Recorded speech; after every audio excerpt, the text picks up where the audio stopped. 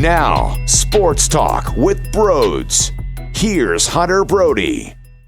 What is going on, everyone? Welcome on into Sports Talk with Brodes. The fact that the Flyers just beat the Islanders in back-to-back games, they swept them, that's pretty damn impressive. Regardless on how it actually happened, the fact that they did it, and I was a little bit more excited afterwards, I should say, or I accept their effort more in this second game than the first one. There were hiccups along the way, and it was not gorgeous by any means. There were issues, and we will absolutely attack those issues, but it was an all-around better effort. The team looked stronger. They were getting shots on net. There were breakdowns, but there were not as many breakdowns, so that's something that hopefully can continue to happen. Shrink the amount of problems each night, and then you will naturally become a better team, a more forceful team, a scarier opponent for the others. When they see the Flyers, they go, uh-oh, damn, that's going to be a long, brutal night. If you find ways to really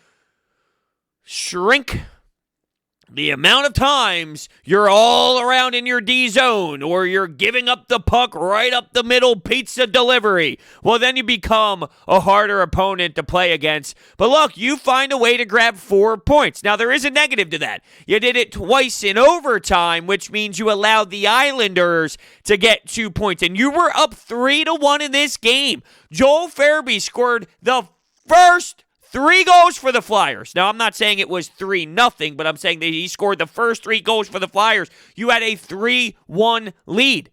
The way that it went down in the third, that can't happen. That's what we need to stop. Within minutes, you allow them to score 1 goal. Bailey gets a tip. And then before you know it, you have Robert Haig. Who the hell does he think he is to enter the offensive zone, wind up a big clap bomb, miss the net by 6,000 feet, let it rim around the other way? Justin Braun tries to keep it in the zone. That's a nightmare. Anders Lee beats everyone up the ice to get the puck first, and Barzal is wide open to put it past Brian Elliott. How?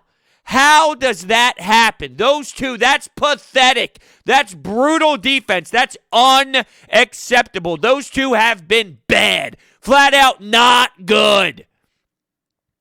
And that's the stuff that irks me. Robert Haig, who do you think you are?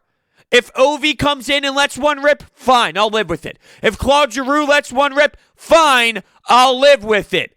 Robert Haig? No. Stupid! That's stupid! The details! You're not a goal scorer!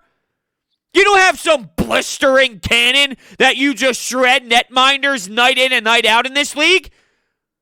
You gotta know your role. You gotta know who you are. That third period pissed me off. The Islanders hit some posts. Brian Elliott, Moose, came up big. And that doesn't take away the positives that happened early. But I'm not going to lie, I do find myself looking at some of the negatives harshly. That gets me all heated inside. But there were positives. Let's get to positives. Positives, bro. It's positives. There were positives. Joel Farabee put together a magnificent game, and that doesn't happen without his line mates, too. What happened to start the scoring off? When Scott Laughton gets into the corner, he mucks it up, he grinds, he battles. That forces the Islanders to make a poor decision to try and move the puck along the wall. JVR is perfectly in position to put his stick down, turns the puck over, and it gets to Joel Farabee right around the high slot area, who slaps it in, baby, gives it a nice little how-do-you-do one touch, and gets past Sorokin. That play all starts with something that Alain Vigneault mentioned last game, that they didn't do a good enough job getting pucks behind their D. Well, this all started with Scott Laughton banging bodies in the corner in the offensive zone where the puck was essentially in the area behind the goal line. They couldn't break the puck out smoothly because you read the forecheck right. Everyone was right where they needed to be. It caused a turnover. And what do you know? When you get yourself in position and make smart plays and you stick to the system, you will then find yourself getting grade A scoring opportunities. And that all occurred based off of the forecheck and getting down below the goal line. Excuse me, I had a little bit of a issue there remembering what the hell I was saying. But after the first period, it could have been better. Voracek got robbed on the power play. They had a 5-on-3, the Flyers did. They had one shot. And that one shot was when it was a 5-on-4 prior to that. And he got stoned. I thought Sorokin made some nice plays out there. He should have had the short side goal by Joel Farabee that happened in the second period. Beautiful pass from JVR to once again the high slot area. And once again, quick off the stick. Do you see a common theme here for Joel Farabee? Get it on your stick, get it off your stick. You're not sitting there stick handling, trying to make it perfect. First period, I thought the Flyers were doing that too much. It actually was Joel Farabee who was on a 2-on-1 rush for the Flyers, and he tried to be too pretty, pass it over. It got turned over, and the Islanders went the other way with the pursuing rush on the opposite side of the ice. Can't happen. Here's Kevin Hayes trying to put the puck through his skates, trying to make pretty plays happen and work the defenseman. What are you doing? Get shots. This was early in the game where you knew you were struggling to get shots throughout the last handful of matchups. Why are you trying to make all of this wild stuff happen? Let's not be sexy. Let's not be pretty. Let's be goal scorers. I don't give a damn how it happens. I don't care if it hits off your damn shin pad sitting in front of the goalie. Oh, what's that? Oh, that happened too? Huh? Doesn't always need to be sexy. Doesn't have to be tic-tac-toe SportsCenter top 10. Get it to the net. Phil Myers with a blast. He was +3 on the night. That was for Joel Farabee's third. I know I'm bouncing all around here, but to kind of get back to that first period, yeah, Voracek got robbed. They had that 5-on-3. They got that one shot by Voracek on the 5-on-4, and Brian Elliott came up big.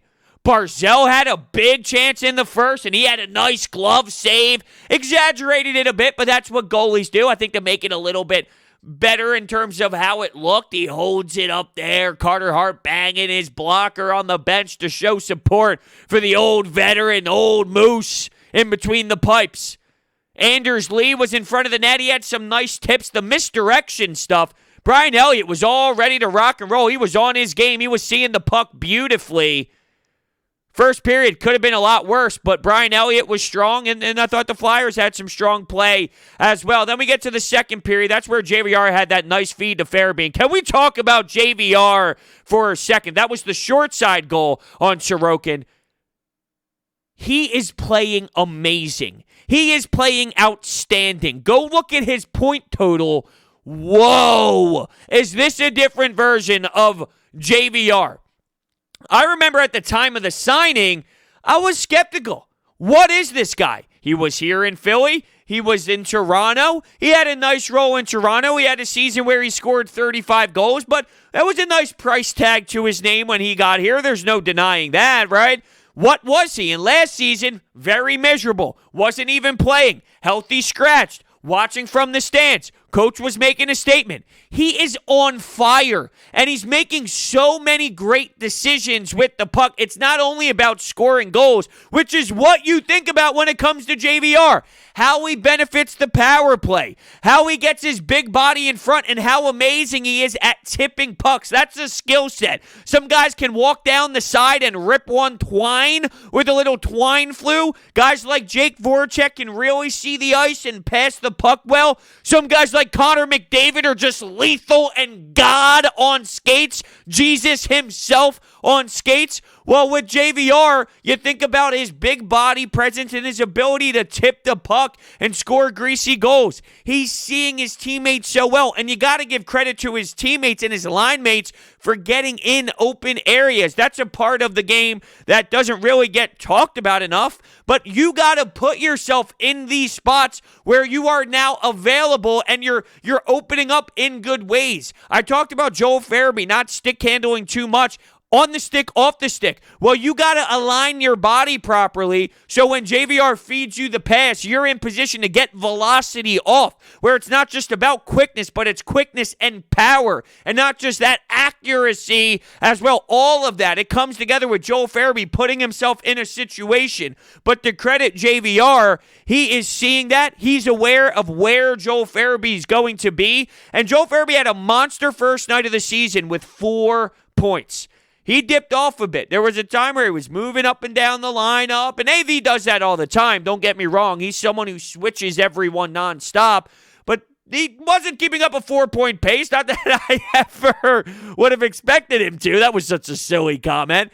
He wasn't doing enough for me offensively. I'll just keep it quite honest. I didn't think he was doing good enough for me offensively after that one big explosive night. Well, he definitely did in this one. And all I was thinking about when he was nonstop firing, Braden Shen.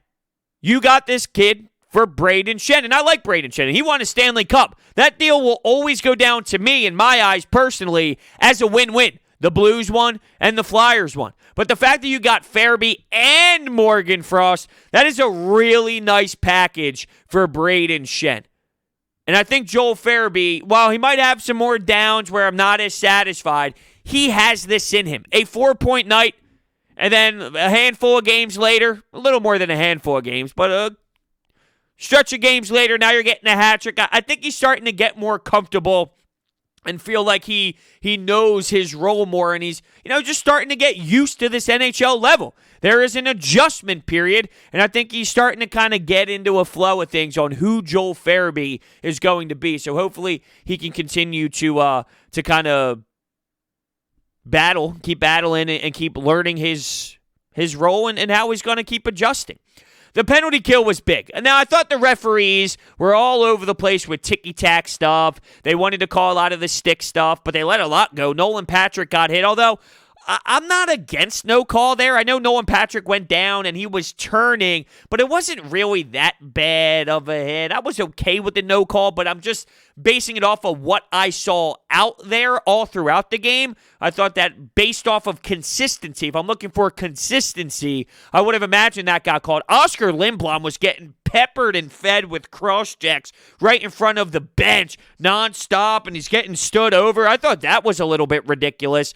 And to bring it to overtime, the fact that Barzal got that high sticking call, I would have let that one go as well. I wouldn't have called that. I would not have called that in overtime. Let the guys play. Did it come up a bit? Sure. Was it like a legitimate high stick? Not really. I gotta be honest with you. I didn't like it. Now the Flyers benefited because Kevin Hayes had a really nice play. Now he hit posts all night. Claude Giroux, oh man, was this disgusting. Claude Giroux from his own D zone is on his knees, he's on his hands, and he backhands a pass to Kevin Hayes on a shorthanded breakaway. Just goes and he hits crossbar. You hear the ting, and it goes out of play. You're like, damn it! Kevin Hayes hit a couple posts, so it was only ironic, or is that really the way to describe that? It's only apropos, I guess, is what I'm looking for here, that he was the one to be able to deliver the game-winning bingo in overtime. But I didn't like the fact that the Flyers got the power play. I didn't like that they called that on Barzal. I wouldn't have liked it if they called that on the Flyers on another end.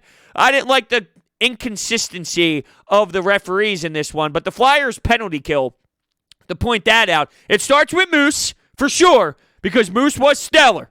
I don't know if you win that game if Moose wasn't playing the way that he was.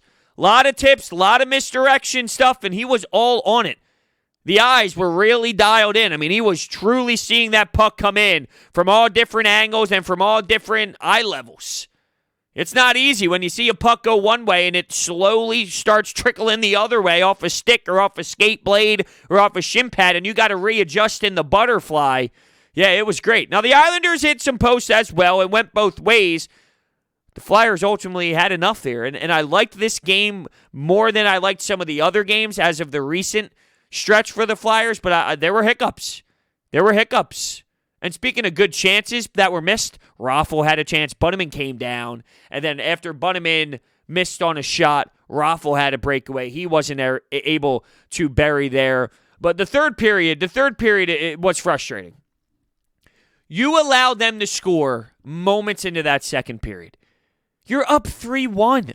you can put this team away or at least hold them off a bit more. 1 minute in, like you're giving them life. And seriously, when you think about it from this perspective, second period, they did the same thing. Now, I just credited their penalty kill because big picture, they did a great job. But Nolan Patrick took a penalty in that second period, and they scored within moments, within 1 minute. Why? Why are we allowing them to get any sort of momentum? That is unacceptable stuff. So you are now talking about 2 times. Start of the second, start of the third. You're just allowing this Islanders team to have a sense of urgency and to get a little bit of juice. It can't happen. This Islanders team right now doesn't have a lot of confidence for what we are used to, and you have Barry Trotz trying to mix up the lineup and throw new guys in there to see if there would be some sort of spark plug, and it didn't seem to really work, although they did get 1 point out of it. It could be worse. You let another team with a little bit more firepower, because the Islanders, they're good. They're a good structured team, and they do have top players. But if you compare that to some of the other teams around the league, they don't have lethal, insane, dominant star power. They do have a nice line with Barzal, and look, I'm not trying to downplay them, but if you look around the team with some of the other squads that are at the top of the NHL, there's firepower stars and multiple of them. You let other teams hang around by scoring goals early, it might not be the same outcome. You might be catching the Islanders at the right time based off of them not having confidence and them being in a little bit of a rut at the moment. I hated that. I hated that. The fact that you let a tip-in go in 1 minute into the third period. Getting a shot on it. Way too much time up at the top of the blue line to allow a shot to get through. Close out. Close out your gap. Stop them. And I already stressed my frustration on what Robert Haig was doing. That's a sittable offense. Phil Myers getting back into the mix is huge. You can see a difference. You can see that this team is starting to a little bit get better structurally throughout. Now, there's plenty of moments that I'm not thrilled about, but compared to how abysmal it really was, the fact that we're working in progress now, it's a little bit better. How you let Barzal wide open after Robert Haig throws a clap bomb 10,000 feet wide and it rims around. How is no one picking up Matthew Barzal? Not bum stick off the bench on the fourth line. Matthew Barzal. He didn't have anyone close to him. It's ridiculous. But they powered through. I mean, they powered through. What am I supposed to do? Third period, all momentum for the Islanders. Scott Laughton with a big back check that can't go unnoticed. Huge back check. That could have stopped a big goal for the Islanders late. Giroux got robbed. So it started to open up later in that third, but there was a big stretch of all Islanders, and it sure made me nervous. What doesn't make me nervous is DraftKings, because I know I can make money day in and day out using their sportsbook app. Let me tell you a little bit about my friends over at DraftKings. The 55th Super Bowl is this weekend. 55, and a game this big deserves a big prize, not just some trophy. And DraftKings, the official daily fantasy sports partner of Super Bowl 55, has up to $55 million in total prizes up for grabs with their Super Bowl prediction challenge. How's that for big? All you have to do to get your share of these huge prizes is enter the DraftKings free Super Bowl prediction challenge. Once you submit your picks, you will get a free instant prize up to $25,000. The top prize is $1 million. Download the DraftKings app now and use promo code BRODES to enter the free $55 million Super Bowl challenge.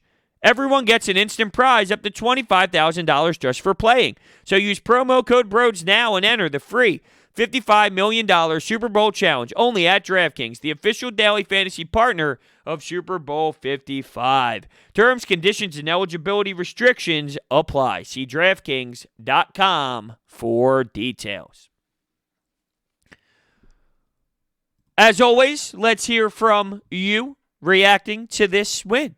The Anytime hotline number, 856-442-9805. If you ever want to call, you can leave your reaction there.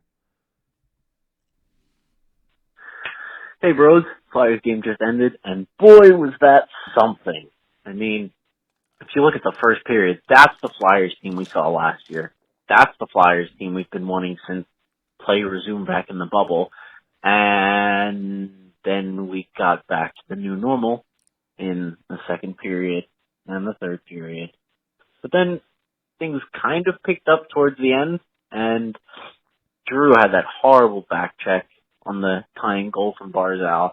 The entire team looked like they were intentionally just being slow. Obviously it wasn't intentional, but it looked like they were playing with their skates tied together. They were just slow everywhere. And then finally overtime comes.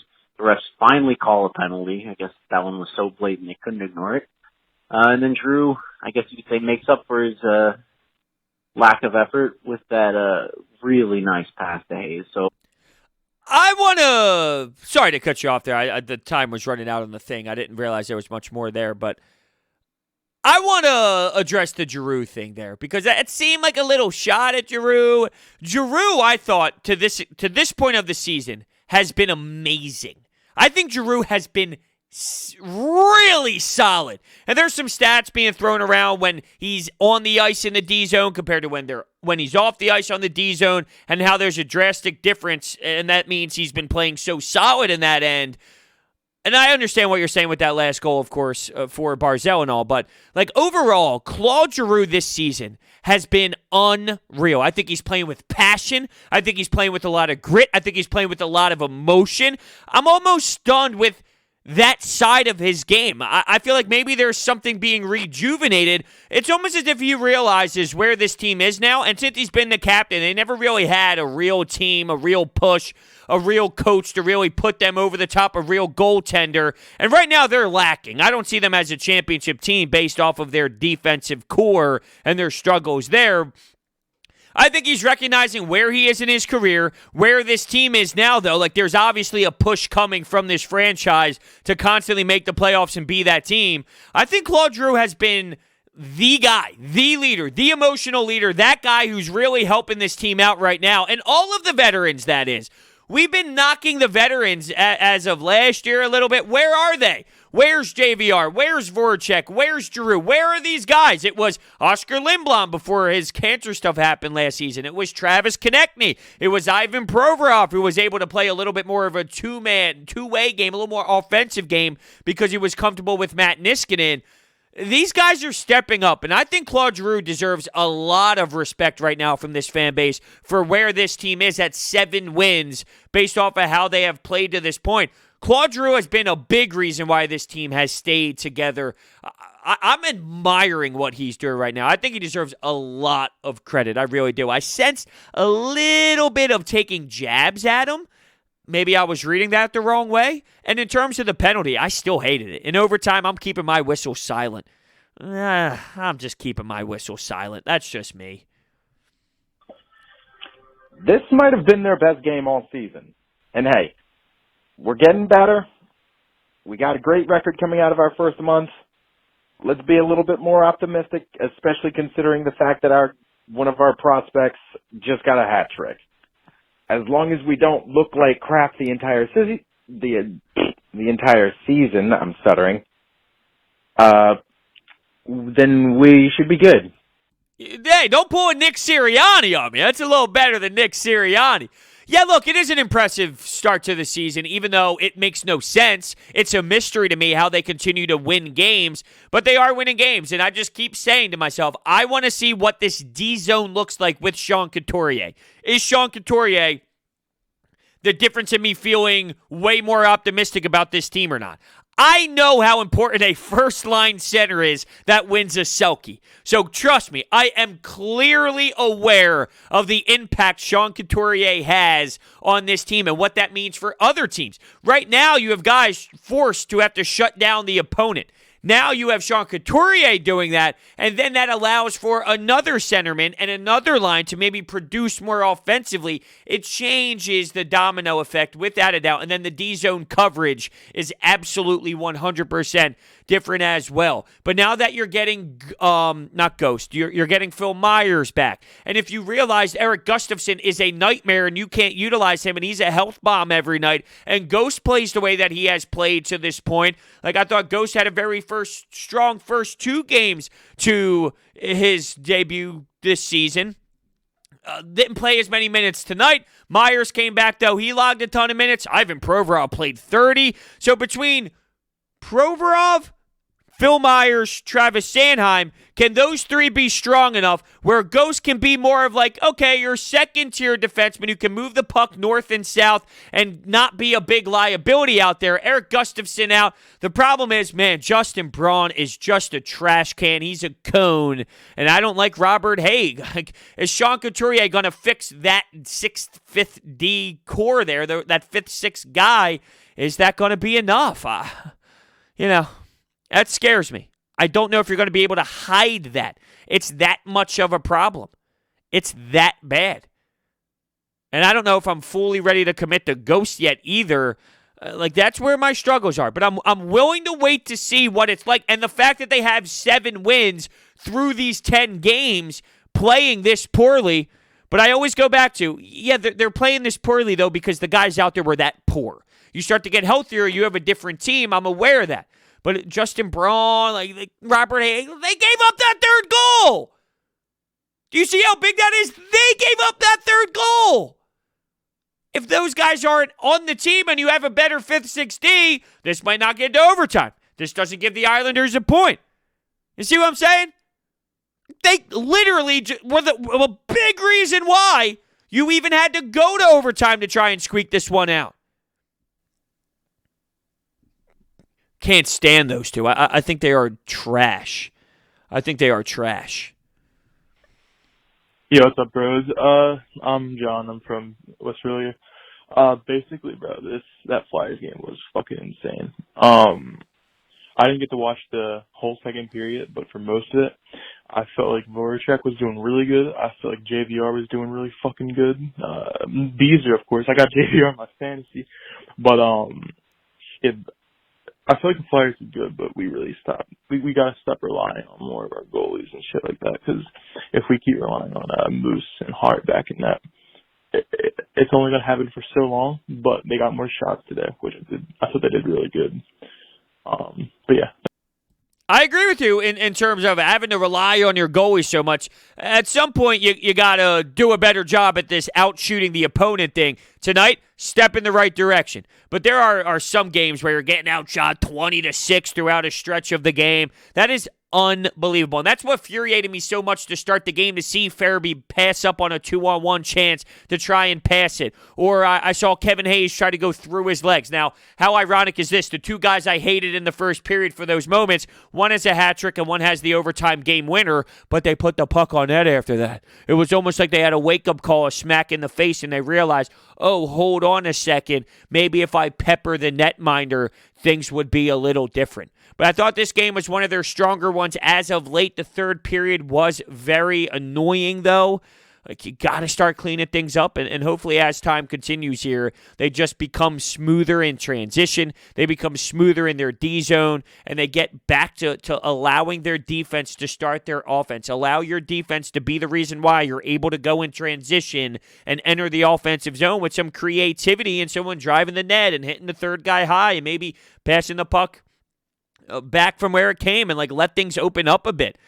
I did see a Joel Farabee one-timer in a high slot area. Another nice feed from JVR, but this time Sorokin made the save. I thought he could have had his 4th.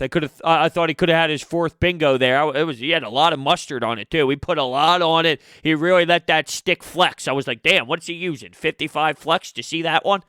Unreal. What else is unreal is Orbit Energy and Power. They are the best. I'm a new homeowner, and they do so much for me here at my house. With over 20 years of experience in the solar industry, they are home to your solar experts in residential and commercial projects. They are dedicated to making sure that your project is completed easily and properly by using high-quality materials and trained professionals to get the job done right. Their solar program eliminates your electric bill completely, offering flexible financing solutions such as $0 down. They also provide water purification systems, backup energy services, battery storage, and more. So check out all of their information down below in the description and give them a call.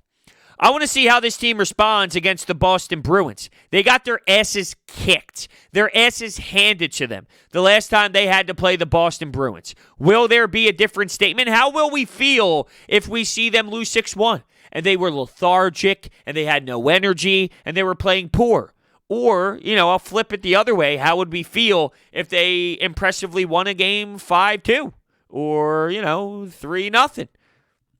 I'm really curious to see how they bounce back here. How do they view this internally? That's another question. How do they see this? Every time they win, they say, we got to be better, we got to be better. So I feel like they're aware, and I'm acknowledging that they seem to be aware that they got to fix some holes here. But it's such a mystery. It makes zero sense that they are in the position that they are in. Two ways to view it. They're in this position because of injuries, and they'll eventually snap out of it once they start playing better due to getting their better players back. Or this defense is what it is, and it won't be able to be sustainable. You will see a natural decline based off of that. But you also have net minding this year. You have a good tandem. You could argue you might have one of the best tandems in the entire league. That might be able to hold you involved based off of the strong players you have in between the pipes. It's crazy, but it's must-watch TV, this team. Very exciting right now in terms of getting wins. Sometimes the game's a snooze because there's so many turnovers and all, and it's ugly. But in terms of getting 2 points every night, geez, they're doing it. There's no denying that. Thank you guys so much for listening, and I will see you next time.